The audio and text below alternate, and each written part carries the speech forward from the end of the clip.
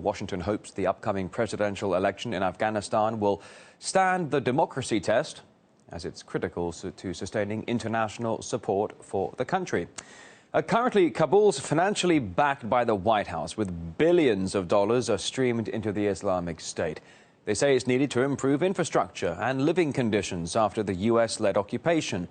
But the latest auditing reports say most of this cash is being wasted or swallowed by corruption. RT's Lucy Kafanoff assesses the results. The United States has spent more than $2 billion on road and highway construction here in Afghanistan, but the project that was supposed to be a symbol of hope is now falling apart, and too many areas look something like this. Now, we are here in Kabul, but across the country, more than 10,000 miles of roads and highways constructed by Western donors have fallen apart because of overuse. Others have been shredded by explosives laid down by insurgents. What's more, the Afghan government is unable to maintain even a fraction of what's been constructed since 2001. At the end of this year, America's longest war will officially come to an end. Since the start of combat operations, the U.S. spent close to $100 billion to help rebuild Afghanistan. Many of the projects were well-intentioned, and some certainly did help improve lives. But much of that spending has helped fuel corruption and waste, and a lot of the money has simply disappeared unaccounted for. At least 19 hospitals constructed by the international community may be too expensive for Afghanistan to run. In other cases, it's difficult to see just where the money has gone. At least one U.S.-funded hospital in Afghanistan's Parwan province cost taxpayers $600,000. But it is so poorly constructed that doctors have been forced to wash infants in untreated river water. There's mold and mildew throughout the facility, barely any equipment, and just enough electricity to power a handful of light bulbs.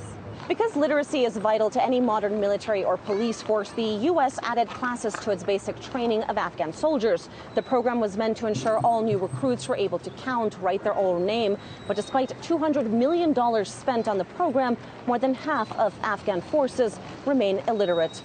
What about the massive military headquarters the size of 2 football fields and no one left to use it?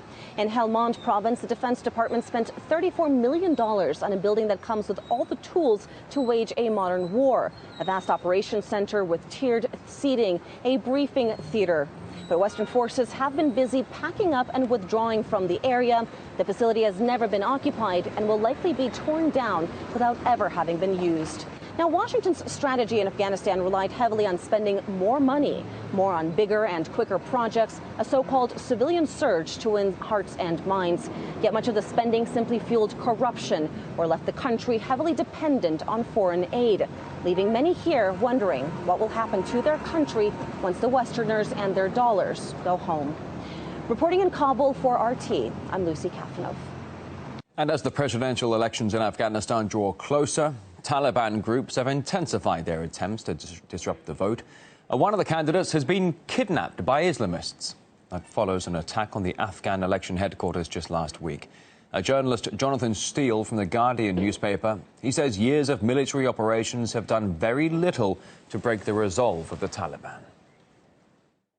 There will be inevitably some loss of territory to the Taliban after 2014. I mean, the Afghan security forces are taking a huge toll of death and injury in the last few weeks and months.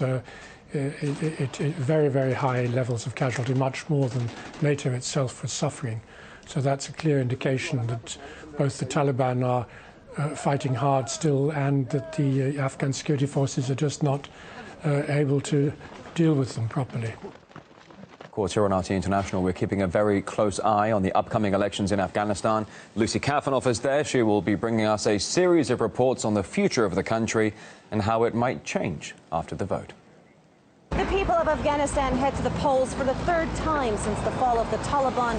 But will this vote pave the way for the country's first ever democratic transfer of power?